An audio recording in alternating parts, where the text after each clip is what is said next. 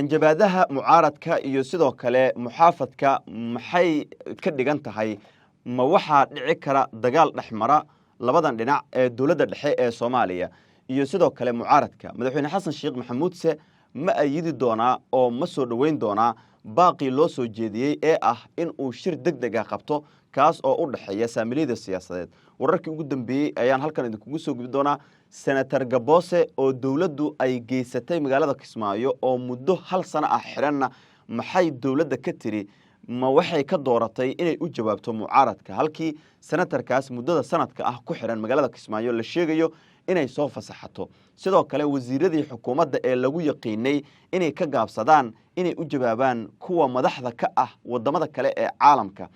ayaa xalay ilaa iyo saaka waxa socota jawaabo ay ka bixinayaan hadaladii xubnaha mucaaradka ay ka jeediyeen shirkii golaha mustaqbalka Soomaaliyeed ee ka qabsoomay gudaha magaalada Kismaayo oo xarun ku meel gaar ah dawlad goboleedka Jubbaland soo dhawaada saaxiibayaal haddii ay tahay markay kugu horeyso aad soo boqotay waxaan ka codsanaynaa inaad saaxiibada la sii wadaagto qaybta hoose ee faallada aragtida nagu wadaagtaan sidoo kalena nagu soo biirtaan si aan u helno saaxiibo wanaagsan sida idinka oo kale maxaa ka jira in magaalada caasimadda ah ee Muqdisho ciidamadii ugu badnaa dawladda federaalka Soomaaliya ay ku daadisay hubkii ugu cuslaana ay keentay 10 talaaka kastana ay isbaaro dhigtay qof kasta oo socdana ay weydiinayaan halka uu ka yimid halka uu u socdo ujeedada iyo shaqada uu ka hayo gudaha caasimadda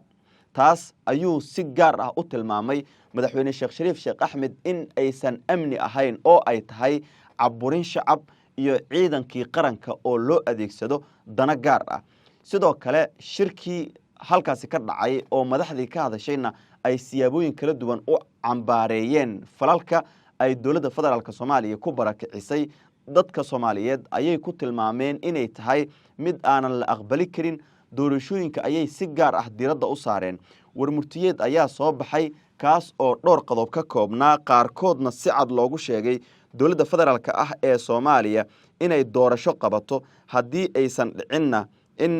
markaasi goluhu ay qaban doonaan doorasho kale oo dadweyne iyo guud ahaanba dalkan firaaqa dastuuriga ah looga bixinayo qodobada aad ayay u xasaasi ahaayeen laakiin marka la fiiriyo qodobka afraad iyo qodobka toddobaad iyo qodobo kale qaarkood ayaa si gaar ah u taabanayay guud ahaanba xaaladda siyaasadeed ee dalka qodobka afraad aynu ku bilowno muddaxileedka golayaasha ee baarlamaanku waxa uu ku egyahay 14 Abriil 2026 taas oo ka dhigan Abriil wixii ka dambeeya wax baarlamaan ah oo shaqayn kara oo sharci ah inuusan dalka joogin isla markaana jirin haddii ay jirto amaba uu shaqeeyana ay ka dhigan tahay muddo kororsi xildhibaan Saadaq Cabdullaahi Cabdi ayaa sidaas yiri sidoo kalena waa sida sharciga ah xilligaas ayuuna ku egyahay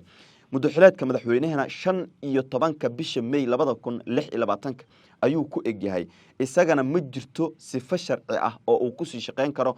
xilliga la gaaro muddaxileedkiisana uu ku egyahay 15 May 2026 waxa sidoo kale la yiri wixii ka dambeeya cidii shaqeysa waxay ka dhigan tahay abuurista xasilooni darro siyaasadeed firaaq dastuuri ah iyo qalalaase amni oo dalka uu galayo qodobkan waxa uu u muuqdaa in haddii xilliyadaas la gaaro oo dawladda dhexe ee Soomaaliya wax doorasho ah aysan ka qaban dalka oo la isku raacsan yahay ayna dhicin kulamo siyaasadeed oo lagu heshiiyo oo xilli kasta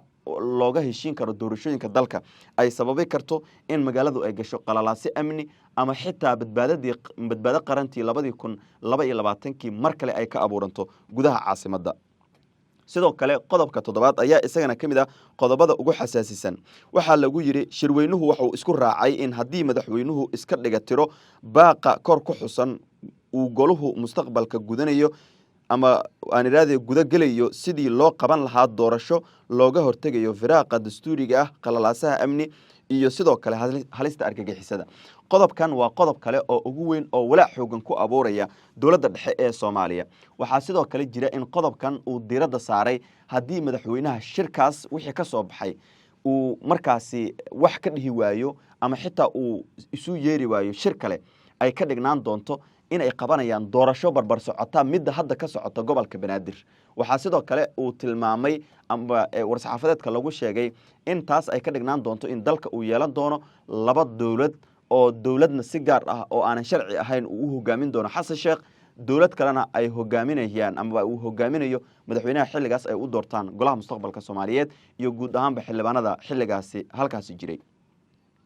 labadan qodob iyo qodobo kale oo dhowr ah oo xasaasi ah ayaa ku jira oo kamid ah qodobadii la soo saaray ee shirka golaha mustaqbalka Soomaaliyeed si gaarna u taabanaya guud ahaanba xaaladda siyaasadeed ee dalka sidoo kale qodobka 14 ayaa isagana kamid ah qodobada ugu xasaasisan iyadoo loogu baaqayo dowladda dhexe ee Soomaaliya dowladda xubnaha ka dowladda federaalka culimada ganacsatada iyo hay'adaha samafalkaba inay gurmad degdeg ah gaarsiiyaan dadku ay abaaruhu saameeyeen xaaladan ayaa murugo ku reebaysa shacabka Soomaaliyeed gaar ahaan shacabka Muqdisho doorashooyinka dalka ka socda madaxdii hadashay oo ra'iisul wasaarayaal hore ay ku jiraan madaxweynayaal hore ay ku jiraan maamul goboleed sidoo kale madaxweynayaal hore dowladda dhexe ee Soomaaliya oo qaarkood si weyn u dhaliilay dowladda dhexe ee Soomaaliya madaxweyne xasan sheekh maxamuudna ku tilmaameen inuu yahay nin doonaya in dalkan uu ku xukumo hab diktatoriyada ama kaligi talisnimo Roble oo ra'iisul wasaare hore ahaa sidoo kalena kamid ahaa siyaasiyiinta dalkan si weyn looga yaqaano ayaa sheegay in villa Soomaaliya xilligii ay joogeen villadu uu yiilay buug guduudan oo ka hadlaya arrimaha diktatoriyada amaba kaligi talisnimada xilligan ay u muuqato madaxweyne xasan sheekh maxamuud inuu buugaas wax badan akhristay oo uu doonayo in buugaas wixii uu ka arkay uu dalkan ku dhaqo laakiin ay marnaba suuragal ahayn cid kasta oo isku dayda in dalkan xaalad siyaasi ah ay kaga gudubto oo waliba xukunka ay ku sii joogtana aysan u suuragali karin taas oo u muuqata in mucaaradku xalay Kismaayo ka hadlay badankood ay yihiin dad isku raacsan in dalkan aysan marnaba raali ka ahayn inay ka qabsoonto doorasho aan la isku raacsanayn aan ka soo tagno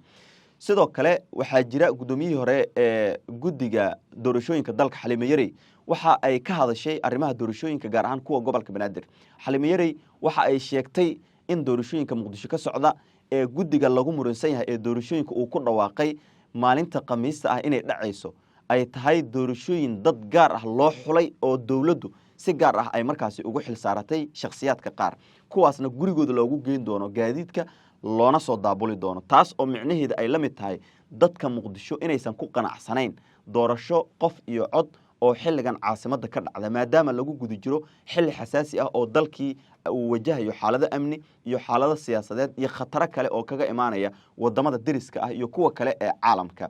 khilaaf siyaasadeed ayaa jira mucaaradkii qaybtood waxa ay si gaar ah uga hadlayaan arrimaha doorashooyinka Fahad Yaasiin ayaa kamid ah raggii madaxweynuhu ku eedeeyay in xaaladda dalka xilligan uu ku jiro inay tahay mid madaxweyne xasan sheekh maxamuud uu si mugdi gelinayo oo marka ka sii dambaysa dhibaatooyin hor leh ay ka dhalin karto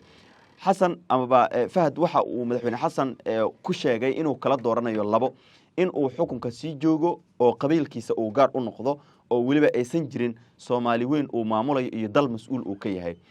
tan kale in uu dalkan u turo oo waliba ka qayb qaato sidii doorasho wadar ogol ah uu dalkan uga qaban lahaa Fahad waxa sidoo kale weliya xubno kale oo iyagana taageeray shirkii golaha samata ama golaha wadatashiga qaranka ee ka qabsoomay gudaha magaalada Kismaayo oo xarun ku meel gaar u ah dawlad goboleedka Jubbaland hadalladaas mucaaradka ay jeediyeen iyo kuwa kale ee muxaafadka aynu eegno dhinaca